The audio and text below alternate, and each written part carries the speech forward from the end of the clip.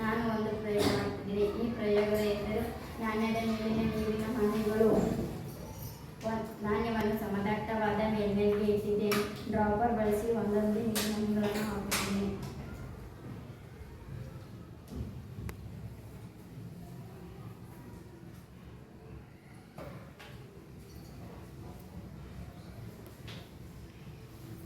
ನೀರು ಹೊರ ಚೆಲ್ಲದಂತೆ ಒಂದು ದೊಡ್ಡ ನೀರಿನ ಗುಮ್ಮಟದಂತೆ ಸಂಗ್ರಹವಾಗುತ್ತದೆ.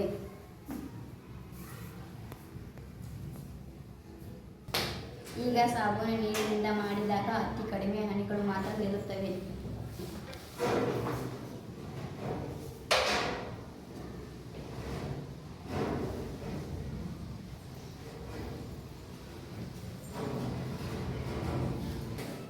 ನೀರಿನ ಅಣುಗಳ ನಡುವಿನ ಒಗ್ಗಟ್ಟು ನೀರು ಕೆಳ ಬೀಳದಂತೆ ಹಿಡಿದಿಟ್ಟುಕೊಳ್ಳುತ್ತದೆ. ಸಾಬೂನು ಈ ಒಗ್ಗಟ್ಟನ್ನು ಮುರಿಯುವುದನ್ನು ಬೇಗನೆ ನೀರು ಚೆಲ್ಲುತ್ತದೆ. ಮೇಲ್ಮೈ